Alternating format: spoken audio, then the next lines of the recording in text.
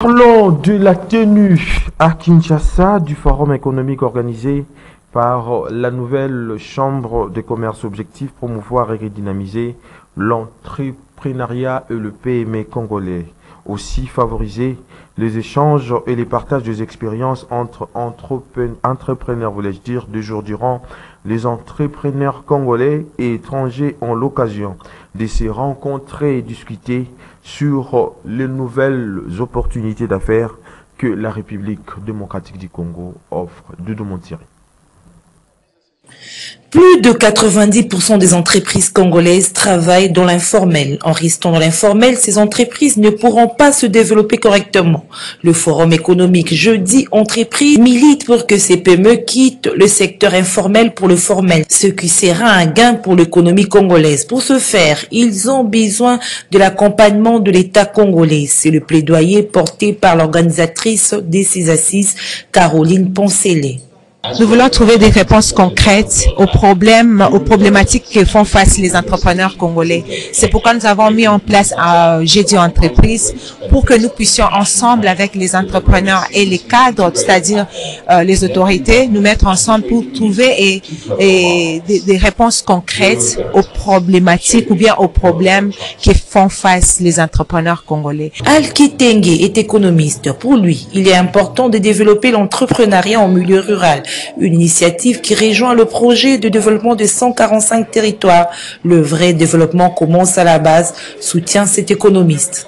80% de notre population et de notre potentiel sont dans les milieux ruraux et tout notre entrepreneuriat est urbain, c'est bête. Il faut vraiment cartographier notre entrepreneuriat dans le milieu rural et toute notre stratégie de développement et de création de richesses et d'entreprises devrait être rurale. Et c'est la seule chose qui peut accélérer un développement économique qui touche le plus de gens possible mais qui a un impact important. 96% des entreprises congolaises travaillent à l'informel. Le guichet unique pour la création d'entreprises travaille activement pour que les entreprises quittent l'informel pour le formel, ce qui présente de nombreux avantages. Le chef d'antenne de guichet unique explique les étapes à suivre et les différentes modalités à remplir. Créer le guichet unique de création d'entreprise, c'est ce service-là qui est là pour faciliter à toute personne qui veut créer son entreprise d'obtenir tous les documents requis dans un temps record, 3 jours maximum, en réduisant les coûts de procédure. Quelqu'un qui veut créer un établissement, aujourd'hui, on n'a qu'à débourser $30 américains, et celui qui va créer une société n'a qu'à débourser $80. Donc ce sont des stratégies que le gouvernement a mises en place pour inciter les gens à quitter l'informel pour être dans le formel. Le directeur général adjoint du Fonds de garantie de l'entrepreneuriat au Congo accorde également des facilités aux entrepreneurs qui n'ont pas de fonds de démarrage. Le FOGEC est là pour les aider non seulement à démarrer, mais à se développer.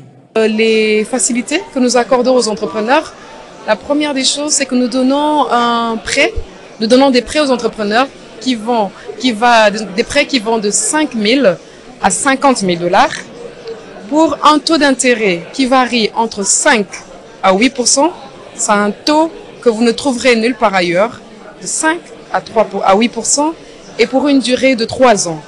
L'une des attentes du Forum Jeudi Entreprises est de mettre une plateforme de formation, de réflexion et proposition de plans d'action pour les entrepreneurs et l'élite congolaise. La nouvelle Chambre de commerce veut conjurer le sort que connaissent 82% des PME en Afrique qui ferment avant 5 ans.